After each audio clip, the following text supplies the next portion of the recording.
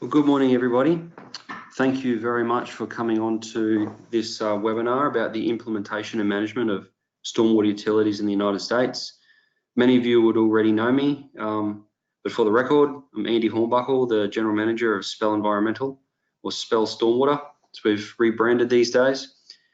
I met Jill at a conference in the United States last year, and I was very impressed with her presentation and the work that Chris and Jill or Raftelis are doing in the US with the actual implementation, practical on the ground implementation of stormwater utilities.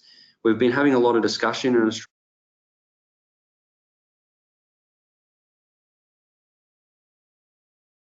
We've been having a lot of discussion in Australia about the principles and the process by which stormwater utilities work for local government, but we haven't actually had much advice from experienced counterparts where they've actually physically or practically implemented a utility.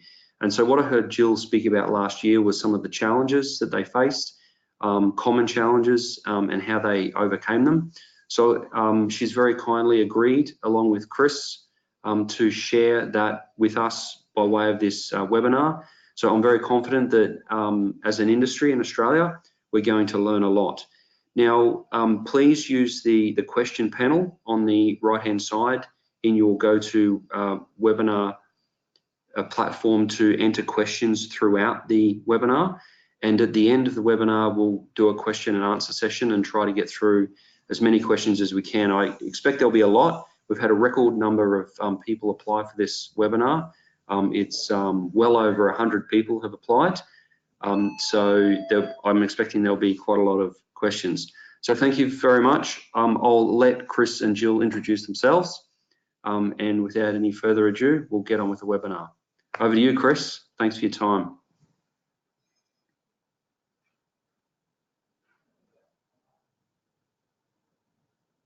With Raftelis. Good morning, everyone. I'm Jill. Do I need to try again? No, you're good. Okay, great. I'm Jill. I'm a senior consultant with Raftelis, and I'm here today with my colleague, Chris. He's our Director of Data Services. And today we're going to talk to you about stormwater utility implementation and management in the U.S. Our agenda for today is to give you a little background about Raftelis and who we are. We'll go over some stormwater utility fundamentals, and we'd like to present 3 stormwater case studies on utilities that we've helped out. So this includes the Northeast Ohio Regional Sewer District, the City of Baltimore, and the City of Dallas. And for these case studies, we'll talk about the challenges that each jurisdiction was facing and the best practices and solutions that we develop for stormwater management. And last, we'd like to present some takeaways on stormwater implementation and management. Who is Raftelis? We are the largest water, wastewater, and stormwater utility consulting practice in the U.S.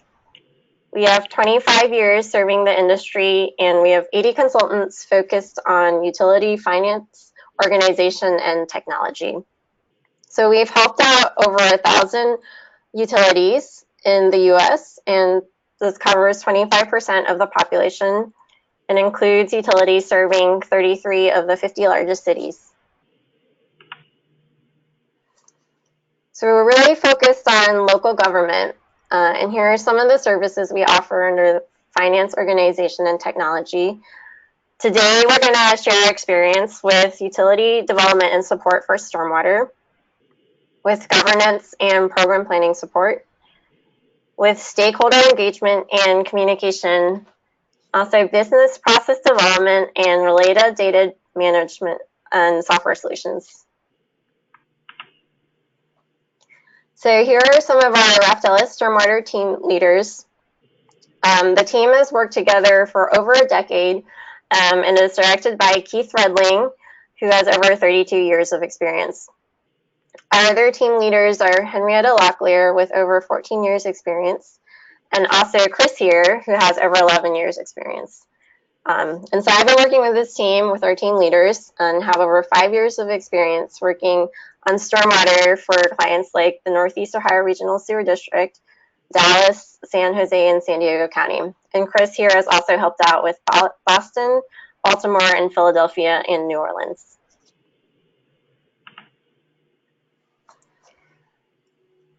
So our team together has implemented over 50 stormwater utilities and helped many, many more with program planning and fee restructuring.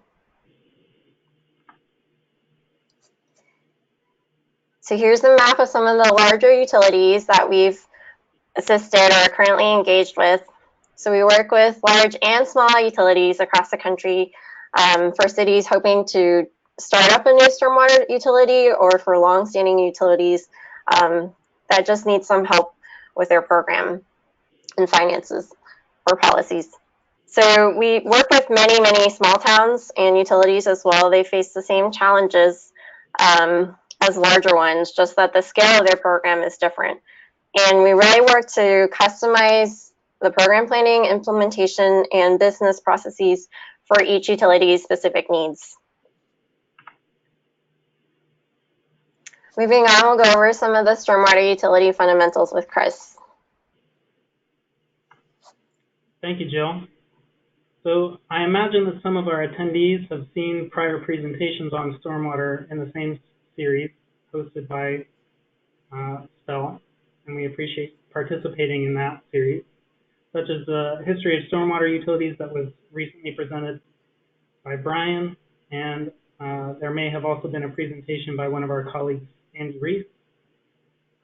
We'll start here by reviewing why stormwater management is important. We won't spend a lot of time on this, but just to refresh everybody's mind on stormwater and why municipalities should have separate stormwater programs. Stormwater programs focus on managing stormwater runoff, which is surface water that moves from the built environment into waterways during precipitation events. Stormwater runoff impacts us in two primary ways: increased water quantity, which must be captured and removed, and decreased water quality due to pollution. Increased water quantity can result in flooding if conveyance systems become overwhelmed. This flooding can cause property damage or loss of life. Water quality is impacted by the collection of animal waste, fertilizers, chemicals, and litter before running into the collection system. These pollutants impact the health of plants and animals living along these waterways. We are also noticing that climate change is increasing the incidence and severity of precipitation events, so stormwater management is more relevant than ever. Stormwater utilities are developed to remediate water quality and quantity concerns to the benefit of the local community. While every municipality could benefit from having a separate stormwater program, each of these cities has unique challenges relating to controlling stormwater runoff. Aging cities such as Cleveland, Ohio, which is one of our case studies, have a vast array of underground infrastructure nearing the end of its useful life. And they also have legal challenges relating to managing infrastructure across a multi-jurisdictional utility, including 4 counties and 56 communities. The regulatory environment in the U.S. is rapidly requiring large cities to have separate stormwater utilities, like in Baltimore, Maryland, another city with aging infrastructure in dire need of replacement. Rapidly growing cities such as Dallas, Texas, must manage the increased amount of impervious area contributing runoff to existing stormwater infrastructure, and must abide by government regulations to improve water quality, such as their consent decree from the Environmental Protection Agency in the U.S. All of these needs require a stable stream of revenue to use for operations, maintenance, and capital improvements. Our team has helped cities across the U.S. with the implementation of stormwater programs and fees. Over the decades of implementing new stormwater utilities, as well as recommending improvements to existing utilities, the Raftelis team has developed a recommended approach to establishing a new stormwater utility and associated fees. This approach ensures that existing needs are established, future needs are cataloged, funding mechanisms are decided, legal authority is established, customers are notified, and data are managed to result in a sustainable administration of the utility. We recommend working within 6 focus areas to ensure the successful implementation of the utility. I'll cover some examples of these focus areas shortly.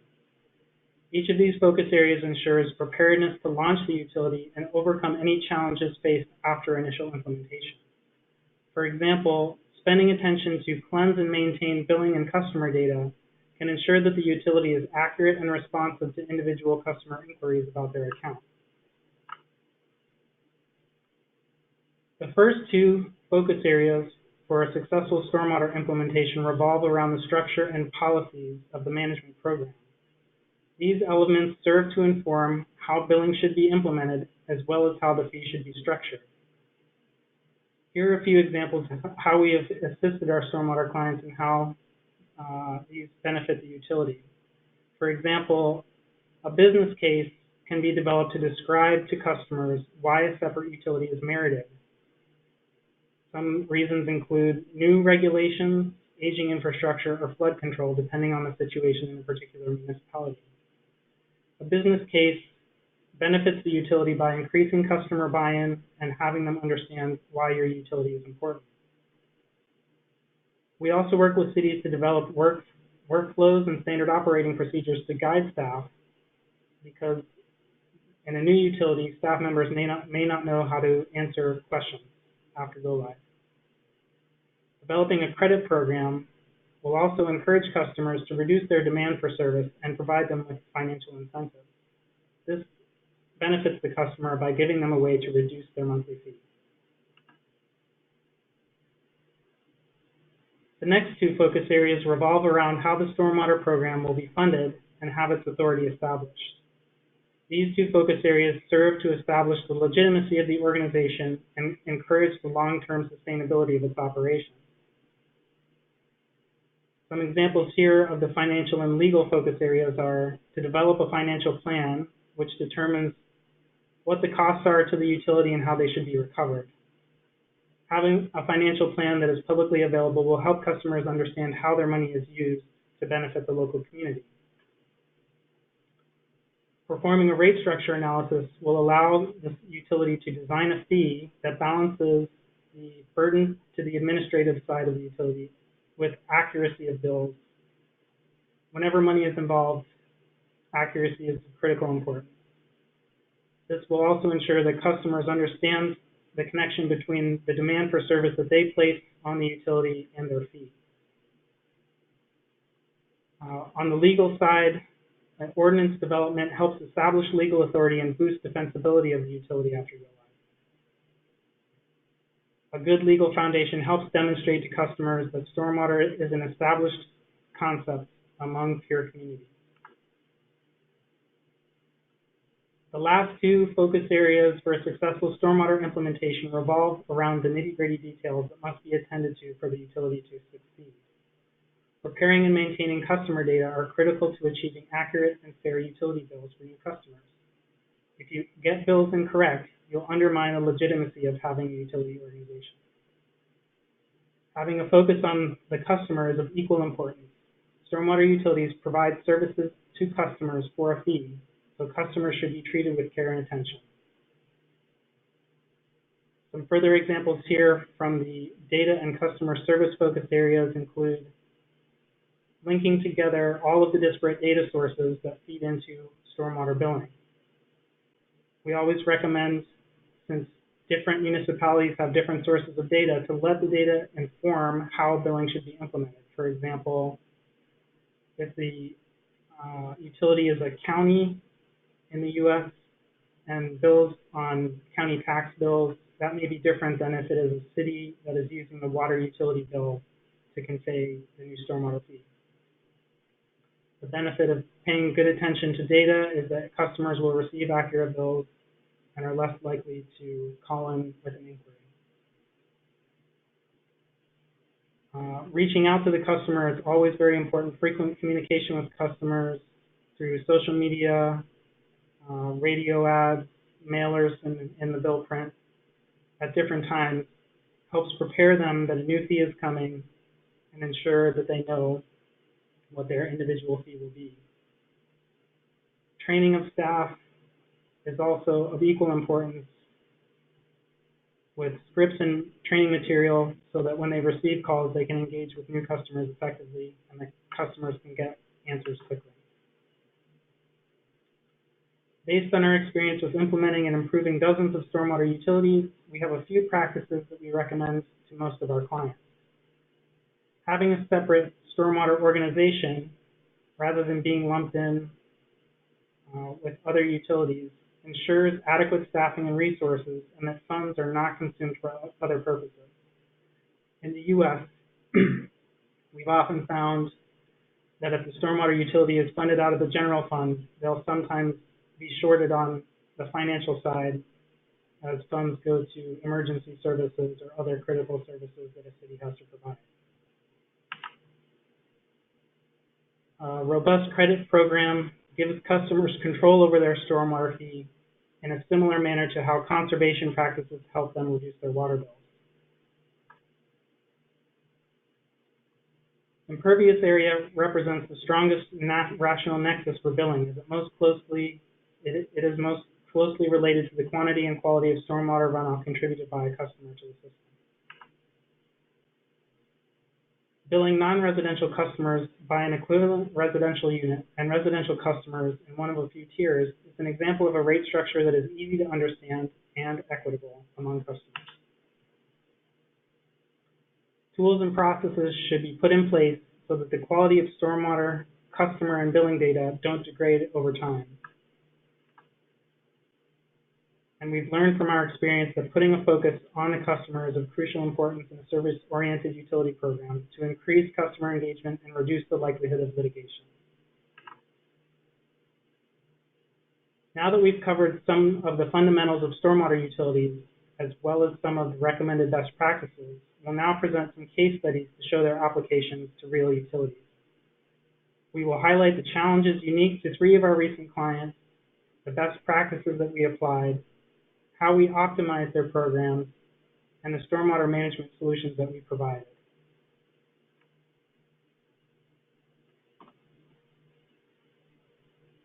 So we'll start with the Northeast Ohio Regional Sewer District in Cleveland, Ohio. Cleveland is the largest city in Ohio on the south shore of Lake Erie, in the Great Lakes. It was a steel and oil industrial center in the 1900s. So Cleveland is where John D. Rockefeller started his oil empire. And it's also home to the Rock and Roll Hall of Fame, the NBA Cavs, where they used to have LeBron James, the Cleveland Browns, and the Cleveland Indians.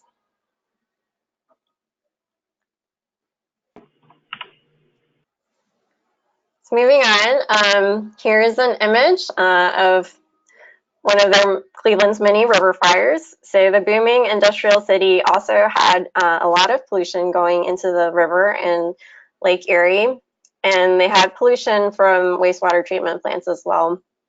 And their river caught on fire several times, but this fire here in 1969 was the straw that broke the camel's back. And apparently some oil slick debris in the river caught fire from sparks from a passing train. And this river fire really caught the nation's attention, and it prompted Congress to pass the Clean Water Act for national water quality standards. The river fire also led to the formation of the Regional Sewer District in 1972 by court order. The district is a political subdivision of the state of Ohio, and they were given responsibility over the conveyance and treatment of wastewater. So they have to manage 3 wastewater treatment plants and maintain and operate the combined and separate sanitary interceptors serving 62 communities in 4 counties and reaching roughly 1 million people. As Chris mentioned, the district is currently under a consent decree to manage combined sewer overflows into the lake.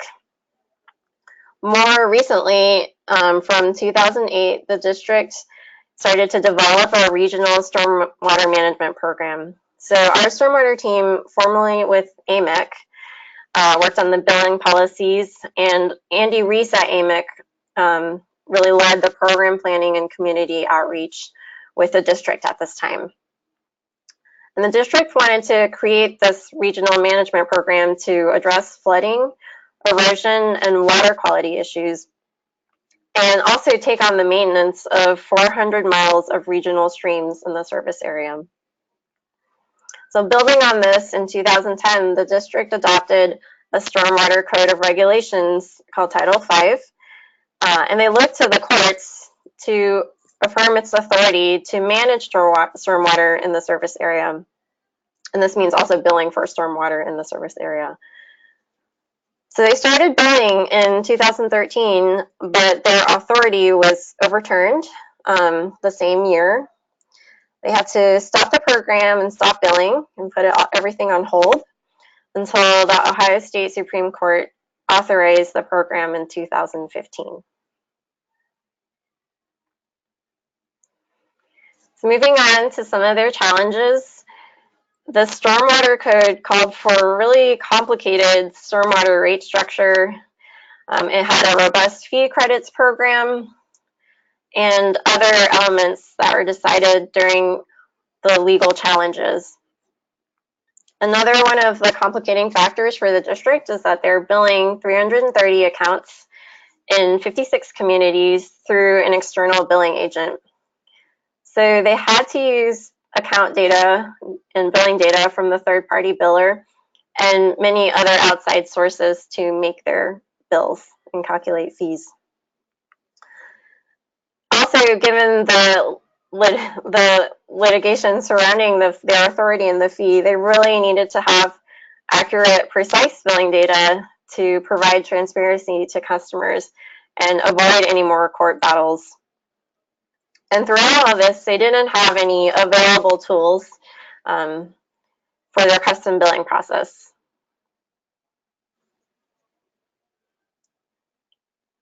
So early on with the district, we worked with staff to develop policies on how to administer the fee with customers according to their stormwater code. We helped them develop their impervious-based rate structure shown here, which has tiered residential rates according to the code. And we made sure their financial and legal governance was in line with industry standards.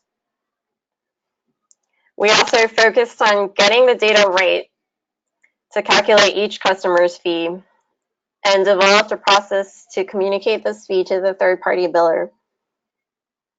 Eventually, we developed a customer solution to calculate and manage fees. And throughout all this, we also helped the district conduct outreach to customers about the new fee and the need for stormwater management.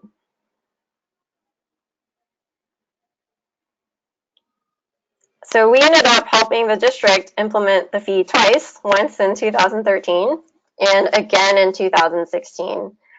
And in 2016, we had a lot more time to prepare for stormwater fee billing.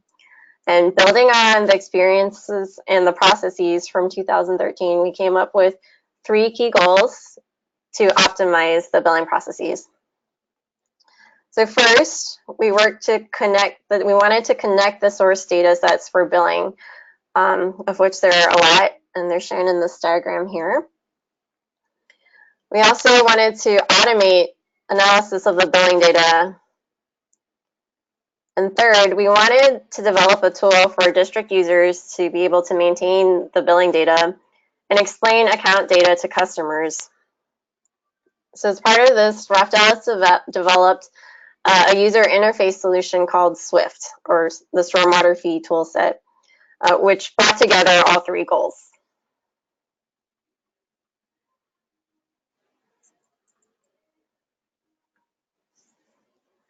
So here we see the landing page for the Stormwater Fee Toolset, or SWIFT.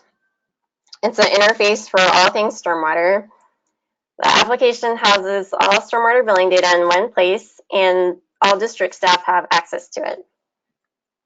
So with SWIFT, users at the district can search for customer accounts and edit billing data.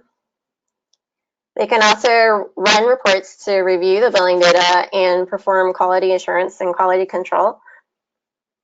They can also log events for other district teams, such as the watersheds team, which is in charge of administering fee credits, and they do it in SWIFT. Users can also use tools and utilities, such as creating a weekly bill file, which is sent to the third-party biller. You can update a lot of account data and fee credits data for entire neighborhoods at once. And there are also other administrator level functions that users can perform if they have the right permissions. Users can also access the help and feedback log and enter any issues that they come across while using Swift or editing data that will be reviewed by district administrators and also Raftelis. So we help troubleshoot the application and the billing processes, and also develop any enhancements that users request and that the district approves. So here's the Swift editing interface. We're looking at an individual customer record for Jeff Duke. He is the GIS services manager that we work closely with at the district. And here we can see his residential parcel and impervious area in the map. I think it's the one with the swimming pool, if you can see the round swimming pool in the middle of the screen. So to keep the billing data up to date for Jeff, district users can edit his data in 8 tabs and view other customer-related information, such as inquiries and stormwater bills and payments. You can see if Jeff made all his stormwater fee payments or if he had any late bills. We can also edit his data. So depending on your user permissions, you can edit his address or his customer type here. And there are also many other edits you can make, such as parcel aggregations, parcel premise links, credits, adjustments in case we somehow got Jeff's bill wrong and he appealed, stormwater only customer information, stormwater only return mail. So these are for customers who don't have a sewer or water account and are sent only a bill for stormwater. You can also log events for the customer and store any documents that the customer might have sent, or any of their appeal documents or credits program documents in Swift. So just to recap for NEORSD, they are celebrating their 50th anniversary of the river fire, #River Reborn. They're operating at steady state now. It's just a huge difference compared to the first time they implemented the fee in 2013. They're billing $43 million a year in stormwater, with 25% of this fee revenue going to local communities for stormwater practices. And this fee revenue also funds their master planning studies, design and construction program, inspection and maintenance, and their other regional drainage efforts. And so they really come a long way, I think, and they're especially pleased with just the amount of customer service satisfaction that they have now with all these new processes in place. So moving on to our next case study. All right, so for our next case study, we'll look at the city of Baltimore in Maryland. This is a large East Coast city near Washington, D.C., our nation's capital on the Chesapeake Bay.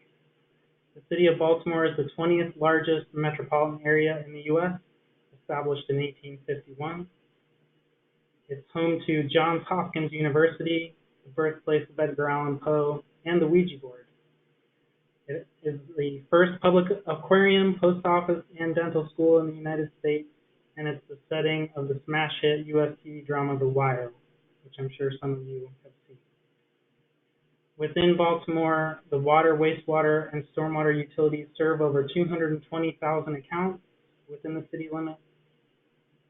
And believe it or not, with such an old city, it has a separate sewer system with many assets well over 100 years old. Within the state of Maryland, separate stormwater utilities were mandated in 2012 for the 10 largest cities to be established by July of 2013. They were only given 1 year's notice to establish 10 large stormwater utilities.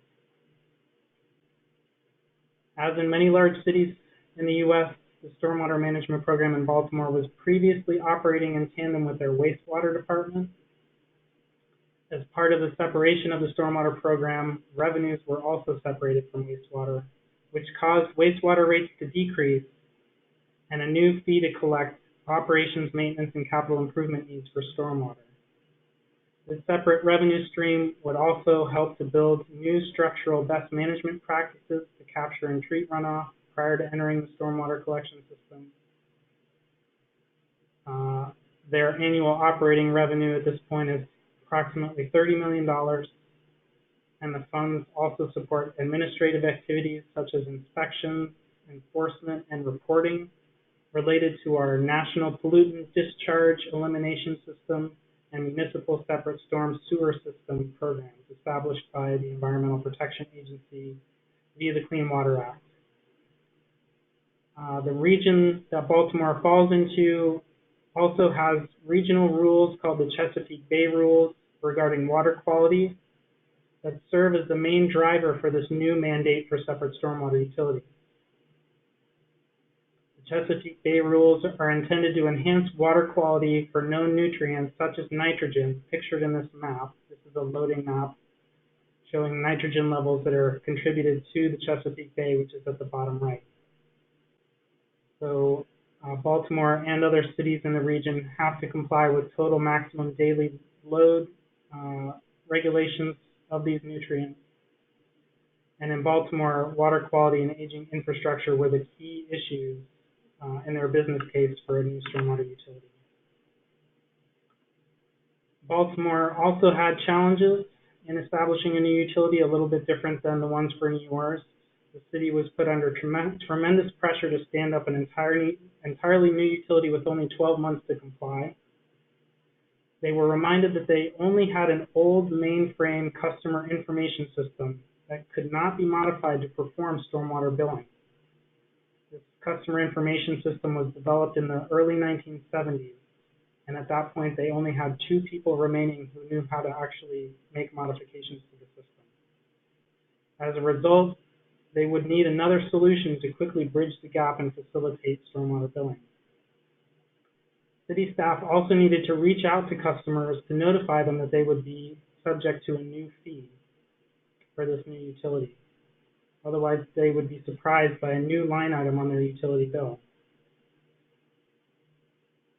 They faced all of these new challenges in addition to their ongoing needs related to the replacement of aging infrastructure without a stable, dedicated revenue stream to complete projects. Pictured here in this image is a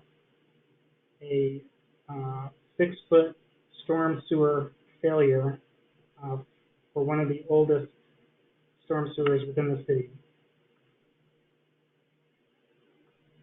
In late 2012, after the mandate, our team was invited to review the suggested implementation of the new program and fee. We performed a gap analysis and found many areas where the city would need to improve its implementation to strengthen its chance of success.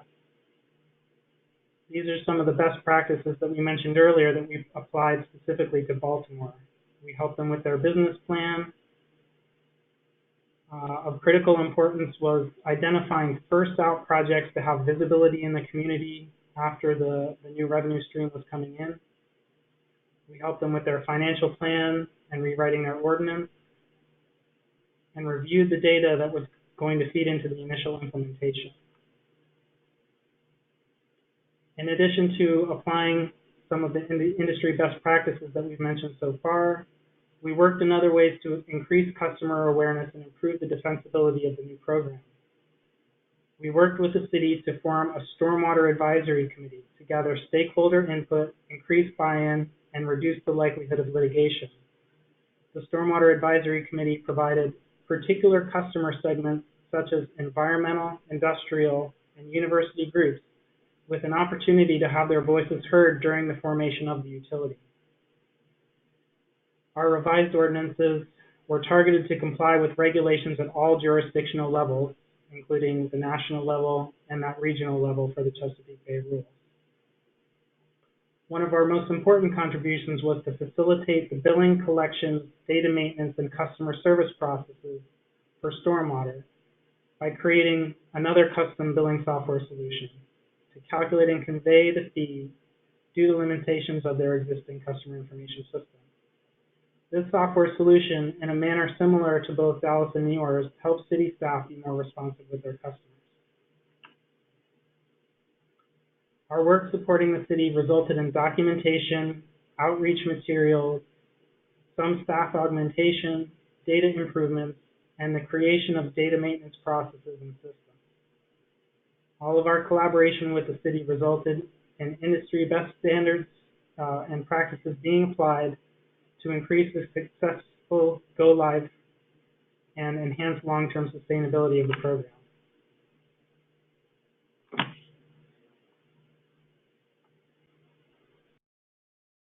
Moving on to our next case study, we'll talk a bit about the city of Dallas, which is in Texas. Dallas is the 9th largest city in the U.S., and it's located on the Trinity River. It's home to 21 Fortune 500 companies, including ExxonMobil, JCPenney, AT&T, Texas Instruments, and some of their professional sports teams are the Dallas Cowboys and the Mavericks. So Dallas has a long established utility. It was created in 1991. They serve about 300,000 accounts.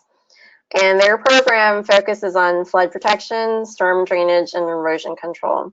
So currently they have an annual revenue of about $59 million.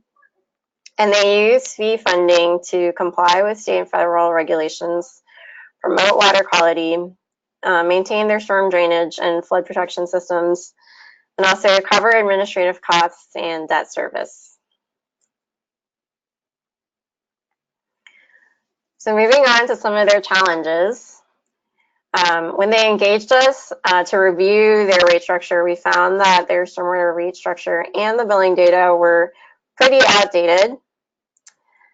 The billing data didn't accurately reflect their customer base, which is growing, still is. So the city really wanted to adopt the industry standard. The city is also looking to increase their level of service for flood control as they continue to grow. And here you can see a picture of the Trinity River that's flooded and reached the levees. The Dallas has one of the largest levee systems in the U.S. And the city and the neighboring Fort Worth have experienced a lot more frequent flash flooding.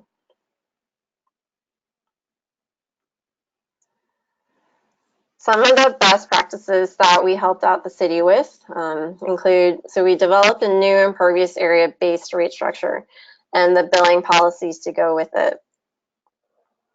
And this meant updating the billing data, so preparing the impervious area data, updating it for 5 to 10 years of accounts,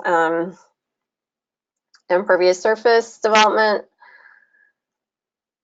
We also analyzed the customer impacts. We helped the city present to council and to council members to understand what the residential and non-residential impacts would be for their constituencies. And we helped conduct outreach across the city.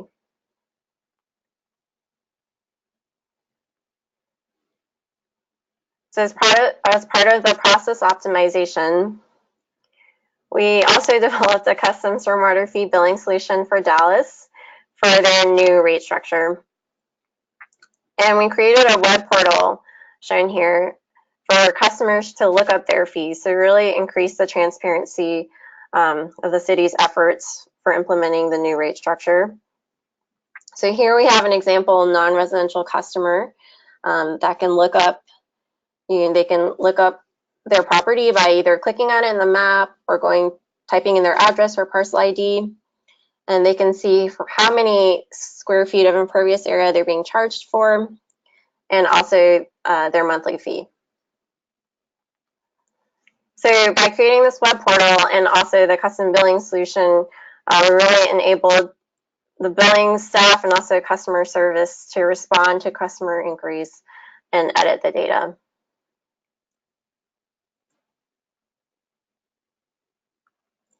So for the Dallas solution, you can see here's a screenshot of the custom billing solution called SIMS. who are similar to SWIFT. You can see there's parcel data, impervious area data, aerial imagery, and customer billing data all glued together in one place. We also help the city with public education and outreach about the rate structure change. We developed an outreach plan in materials such as this water bill insert to the right. It's in Spanish. We did it in English and Spanish.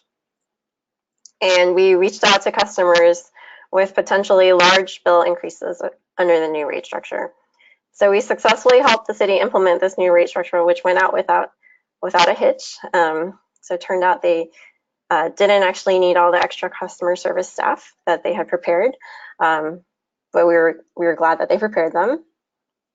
And using our solution, the city can now implement any needed rate increases to ramp up their stormwater capital program and level of service.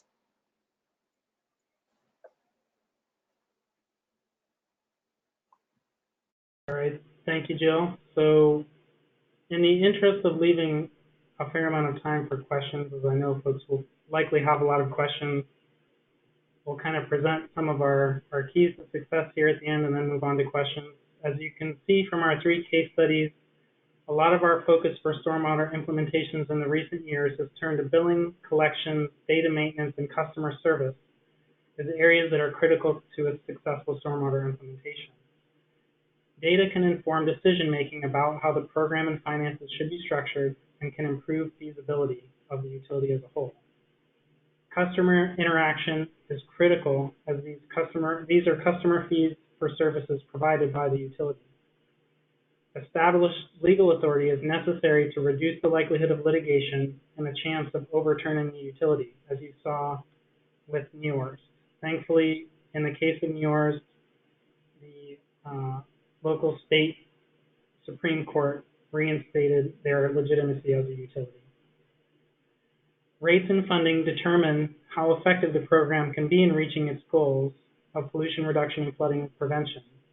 Having a steady stream of revenue increases the long-term sustainability of these programs. Spending money on visible projects increases customer engagement, buy-in, and understanding of what the utility provides to them in terms of service. And data maintenance processes are key for credibility with the customer and the accuracy of billing. So we hope that our presentation today demonstrates how stormwater management programs have similar goals in managing water quality and quantity, but unique challenges depending on local regulations and needs. We have presented some suggested framework of best practices for new utility implementations that can increase the chance of a successful go-live. We have highlighted some of the real-world examples of how utilities overcame their challenges through the application of these practices and the optimization of processes. So at this time, please let us know if you have questions. As Andy mentioned, you can type them in the chat box and we can address them. Well, thank you very much, Jill and Chris. It was well presented and very informative. Really appreciate your time. I realise it's getting late at night there, and Jill, you've jumped out of a stormwater function to do this piece of work. Thank you very much. I've got 3 questions here. I just also wanted to say too, while we've still got everyone on the line, because we had no one drop off, which is great, that if you want a CPD certificate for attending this session, please send us an email. You can send it to me, and I'll make sure that you get a CPD certificate through for attending this session. So the first question I've got here is actually 2 American questions and then an Australian one. So from Tim, he said, what would you recommend for a city link, Lincoln, Nebraska, that previously had a stormwater fee in place, but it got removed in the latest election?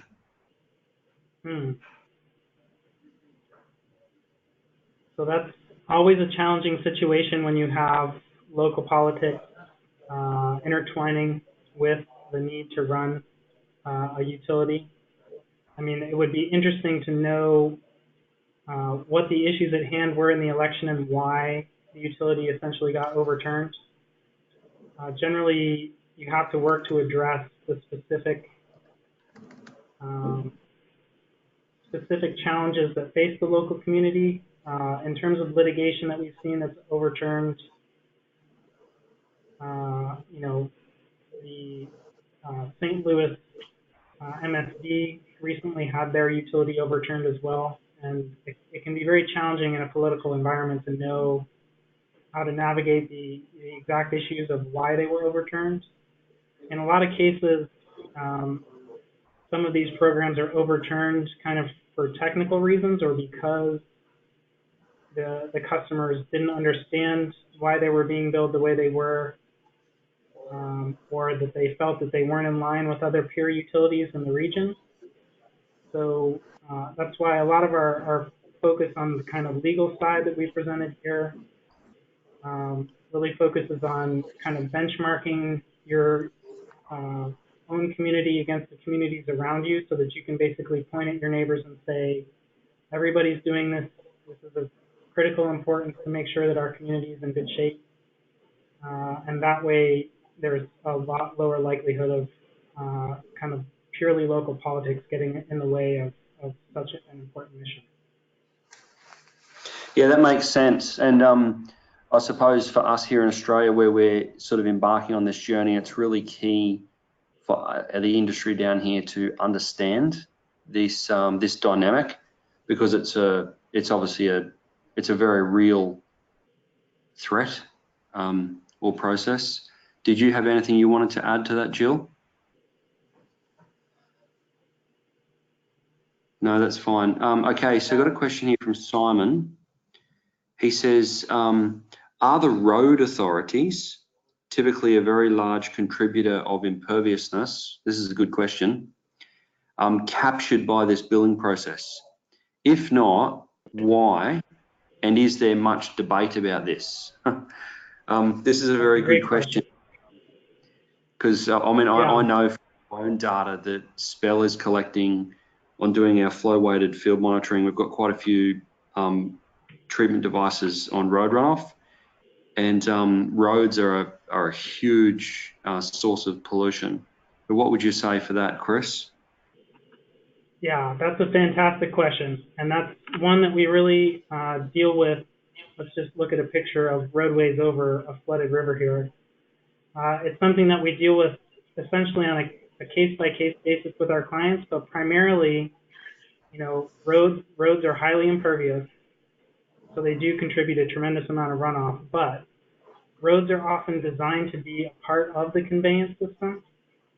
So roads end up collecting a fair amount of runoff from other parcels, and then the roads are, in most cases, used to channel that water into catch basins and other parts of the collection system.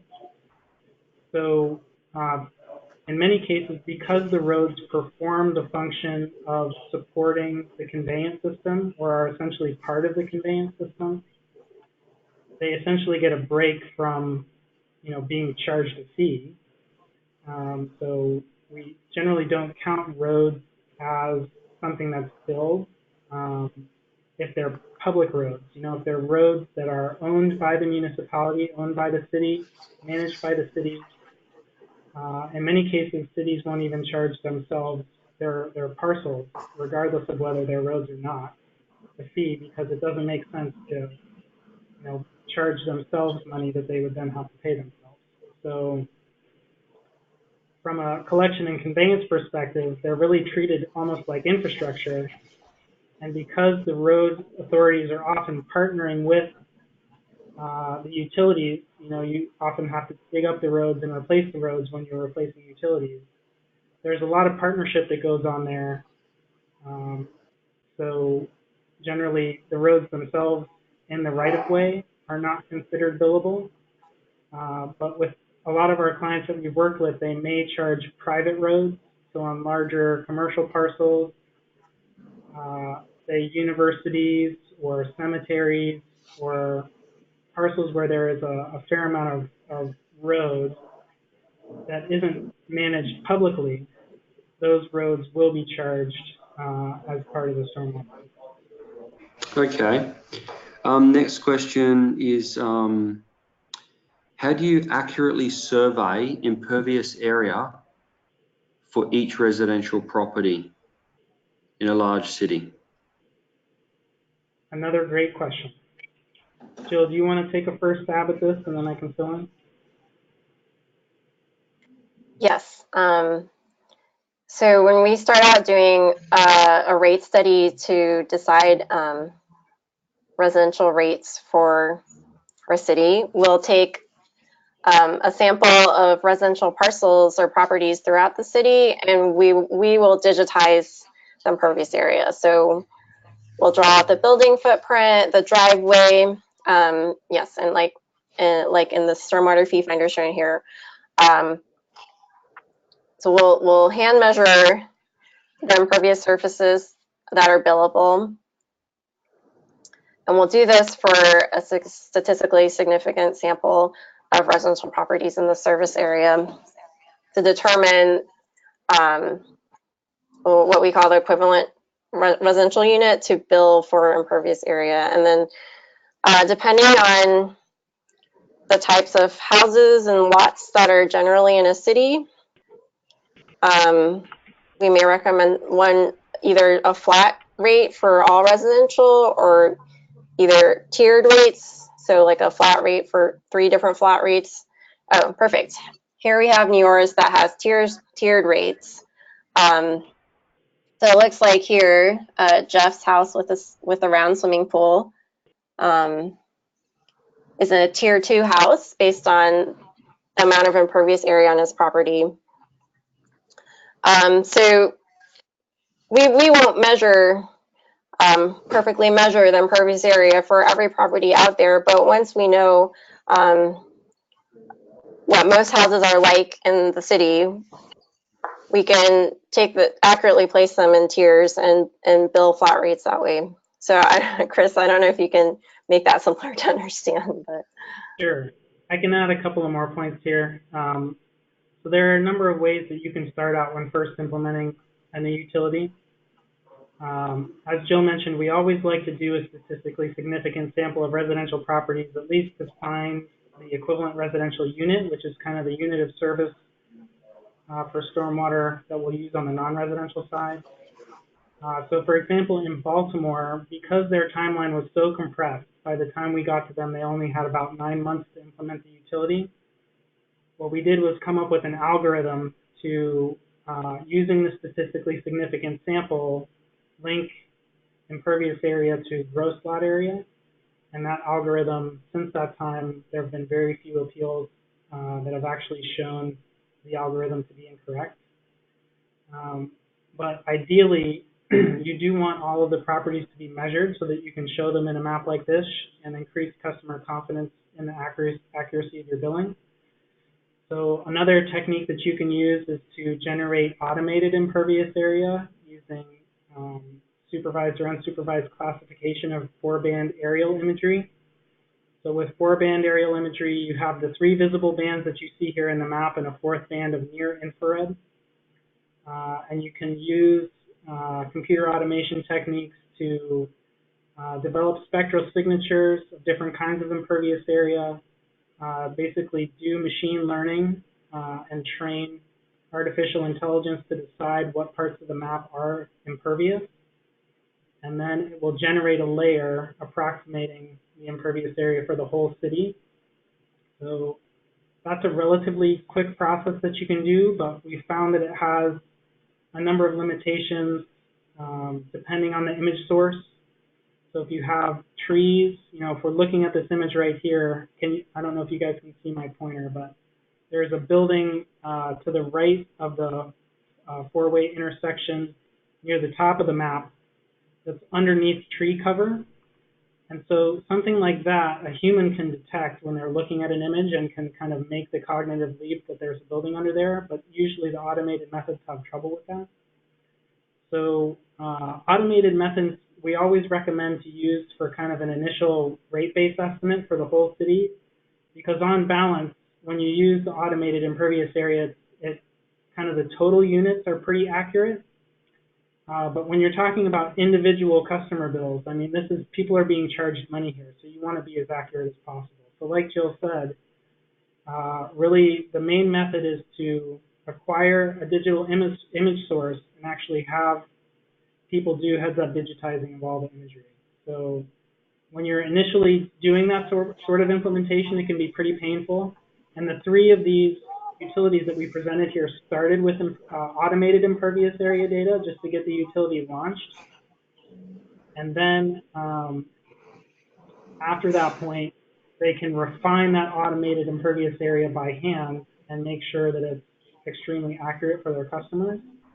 And as an example here for NEORSD, this is kind of our most data-intensive client.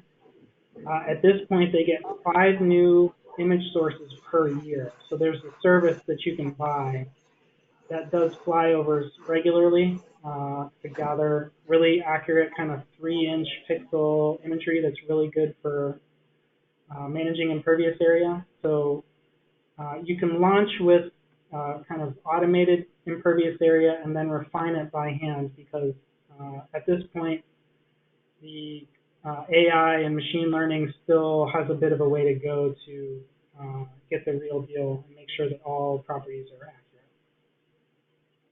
Thanks, Chris. There's a bit of a follow-up question from Simon here on that.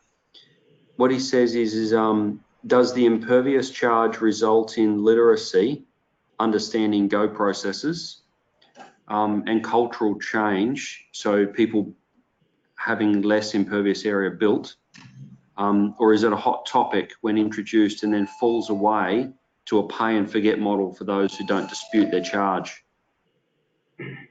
Great question. That's another great question. So generally, with a new stormwater fee in general, if you do a fair amount of outreach up front to kind of help them understand what they're paying for and why they're paying for it and what the nexus is, you know, at this point, everybody really understands water billing. I use a gallon of water or 1,000 gallons of water, and I pay for that right. And for wastewater, you know, I pay to treat a certain amount of water. So for stormwater, it's really difficult at this point to have accurate enough models to know how much runoff an individual property generates. So impervious area is kind of, like we said, the closest rational nexus for billing. And it's very widely accepted in the U.S. now. I know during Brian's presentation on the history of stormwater, if you attended that, you can see that something like 80+% of utilities in the U.S. do use solely an impervious area basis for the fee. So it's very widely accepted. So in terms of the set and forget, I mean, the one thing about a stormwater fee is most rate structures, it's a fixed fee per month. So once you get over the hump of initial implementation, it's just going to be the same amount every month unless you have a rate increase. So it is something that people often kind of forget about. And usually, in most of the communities that we work in, we endeavor to make the monthly fee for stormwater be relatively insignificant compared to what they're paying for water and wastewater. So here in Cleveland, Ohio, your average residential customer pays $5 per month for stormwater, where their water and wastewater utility bill will be more like $60. So it's a pretty small proportion of the total fee. So because these fees are not high enough, you know, in relation to your question about knowledge about impervious area and maybe removing it, generally the fees aren't high enough here in the U.S. to inspire people to remove a lot of impervious area. The people who are doing green infrastructure are usually doing it for other reasons, but it is an additional benefit that it reduces their stormwater fee. You know, residential customers, like I said, it's a pretty small fee, but if you have a large university that has hundreds of thousands of square feet of impervious area, if they put in a green roof on a large building, you know, that could significantly reduce, you know, take thousands of dollars per month off of their fee. But generally, rather than removing impervious area, it's more likely that a well-structured credit program will inspire people to install structural BMPs to capture and treat water.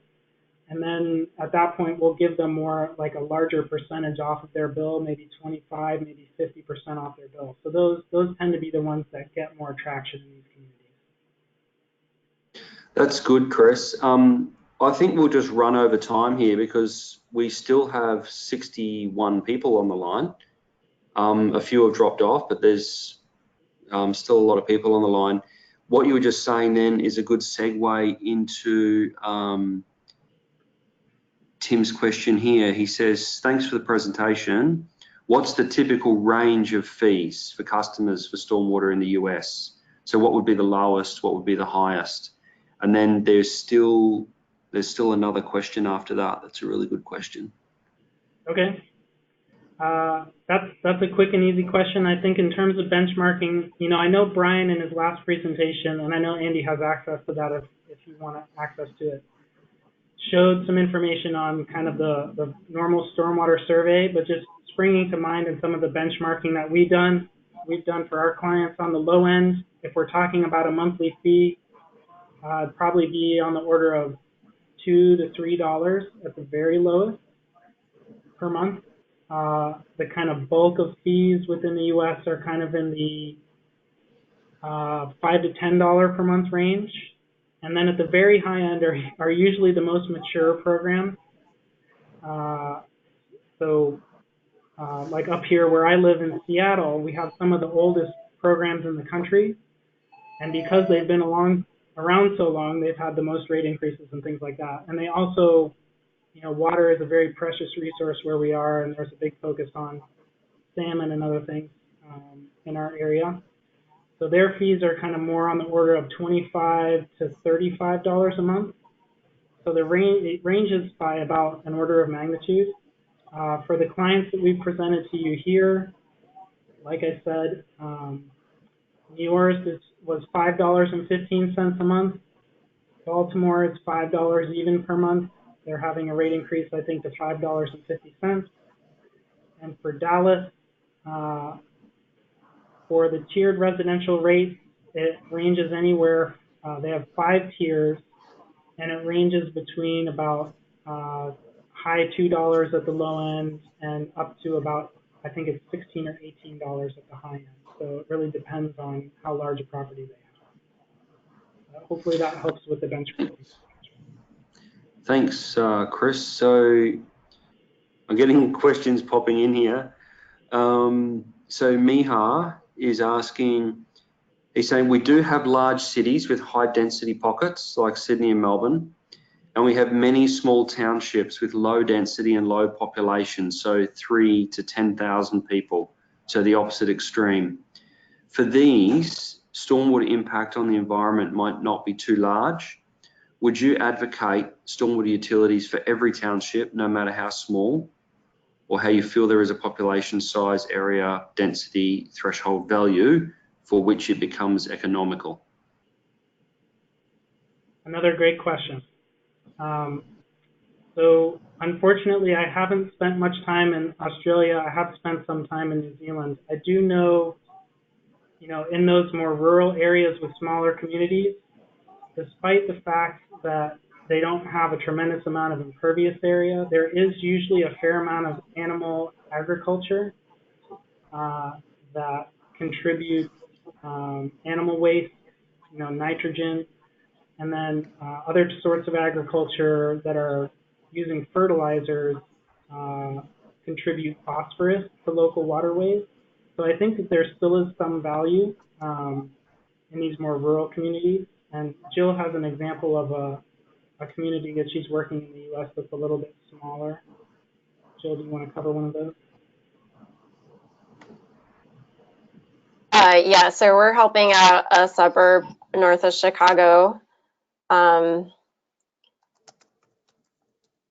For them, I don't know that there's a certain size or population, but they do have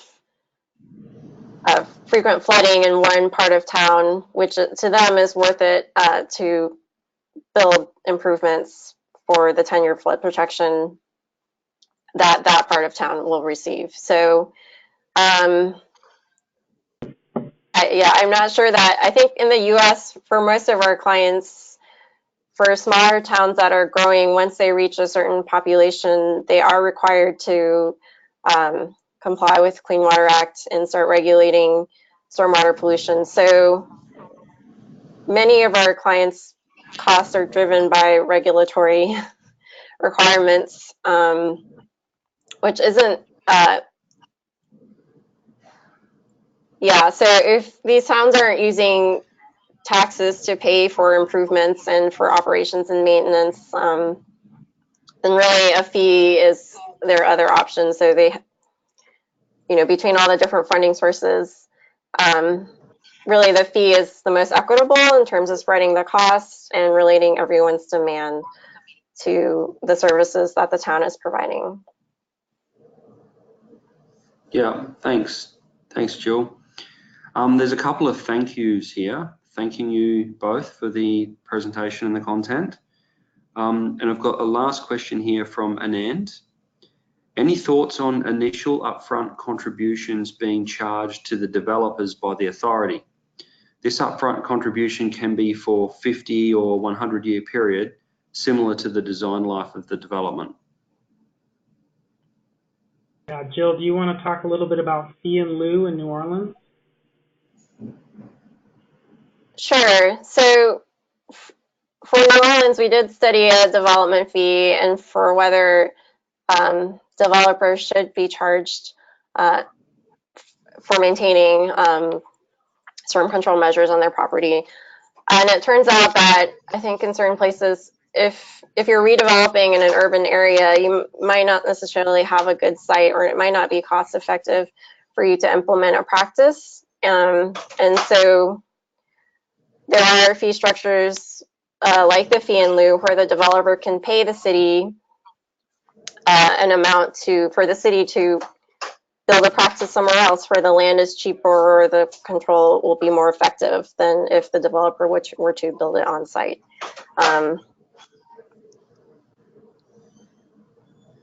So I hope that answered your question. Yeah, that makes sense. We do have a few programs down here now. We call them offset schemes. So, but at the moment, the offset schemes in Australia are more based around the CapEx, like the initial infrastructure to be built, and they're not really taking into account, some of them do, but mostly they're not taking into account the cost of the maintenance. So we have a lot of work to do there. Whereas I guess the whole point of this stormwater utility discussion is that, both private and public are getting the benefit across the whole Shire, that all assets are getting maintained, not only from a water quality perspective, but from a water quantity or conveyance perspective. So I think because in stormwater, the niche of the market that we come from, we're very passionate about water sensitive urban design or water quality. We can't lose sight of the fact that these utility programs actually are a huge enabler for conveyance, like replacing of aging infrastructure. So I'll just do a quick check. Yep, apart from the thank yous, that covers all of the questions. So thank you very much for your time. I can see on the clock on the wall behind you, Jill, is that now 10 p.m. there? On the East Coast, yes. Yeah, thank you very much. We really appreciate you staying up late and going without some sleep time or some other recreation. But thank you very much. Thanks, Chris. Really appreciate it. And hopefully we'll see you in Australia sometime. Really looking forward to it. Thank you, everybody. Thanks for your time. Goodbye. And thanks to all those who have attended. Thank you.